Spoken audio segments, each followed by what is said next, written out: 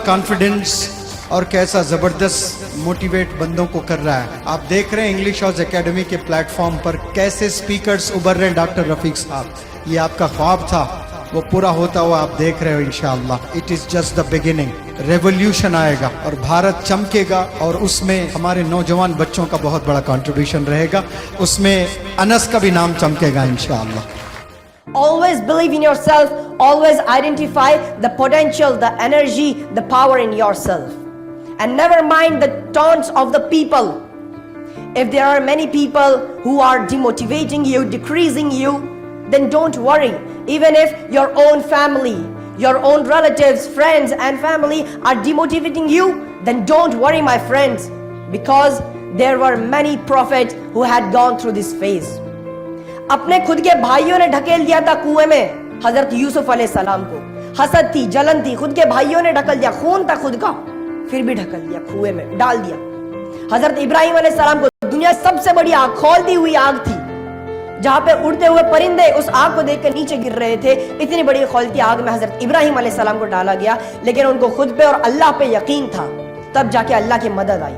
اگر آپ لوگ ایک ایسی سچویشن میں ہیں جہاں پہ آپ کو سمجھ نہیں آ رہا کہ ابھی کیا کرنا ہے, کون سے راستے سے نکلنا ہے, کون سا راستہ اپنانا ہے, یاد کرنا حضرت یونس علیہ السلام کو کہ جو مچھلی کے پیٹ میں نہ جانے کتنے سال تک رہے, لیکن بس اپنا ایمان پکا ہونے کی وجہ سے آج ان کا اگزامپل میں آپ لوگوں کو دے پا رہا ہوں. لوگ آپ کو تانے مار رہے ہیں, لوگ آپ کو تانے کس رہے ہیں, آپ کو نیچا دکھا رہے ہیں, آپ کی ٹانگ کھینچ رہے ہیں, بھرا بلا کہہ رہے ہیں, تو ڈرنا مت, کیونکہ آپ اس دور سے گزر رہے ہو جس دور سے ہمارے نبی اکرم حضرت محمد صلی اللہ علیہ وسلم گزرے تھے. جب بھی راستے سے جاتے آس پڑوس والے کنکڑ سے مارتے, لہو ان کے باڈی سے گرتا تھا, اتنی شدت والی درد سے انہیں گزرنا پڑتا تھا, پھر بھی ہمارے نبی ان کے لیے ان کو بیک آنسر یا پھر ان پر حملہ آور نہیں ہوتے تھے, بلکہ انہی کے لیے دعا کرتے تھے, انہی کی مغفرت کے لیے دعا کرتے تھے.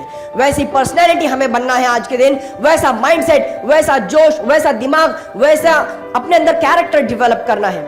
پہلے کے زمانے میں لوگ اتنے پاورفل, اتنے اسٹرانگ ہوا کرتے تھے, لیکن آج ہم بہت ویک ہو چکے, پوری طرح سے کمزور اور کمزور ہو چکے. میں فزیکلی بات نہیں کر رہا ہوں, mentally we are weak. Mentally ہم پوری طرح سے ڈسٹروائے ہو چکے ہیں, ہماری سوچ نہ جانے کس قدر گر چکی ہے. پہلے زمانے میں لوگ اگر اپنے اوپر کوئی مشکلات آتی تو پریشان ہوتے تھے, آج ہم خود کے دکھ سے نہیں دوسروں کے سکھ سے بے چین ہیں.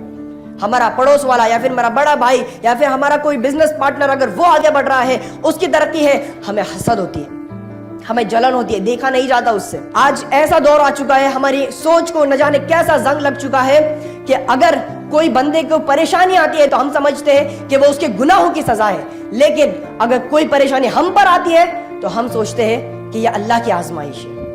یہ ہماری سوچ ہو چکی ہے کہ اگر دوسرا کوئی ہے تو وہ اس کے گناہوں کی سزا, اور اگر ہمارے اوپر کچھ بیتتی ہے تو اللہ آزما رہا ہے. کبھی خود کے گریبان میں جھانک کر دیکھیے کہ آپ کتنے دودھ اور کتنے پانی میں ہیں.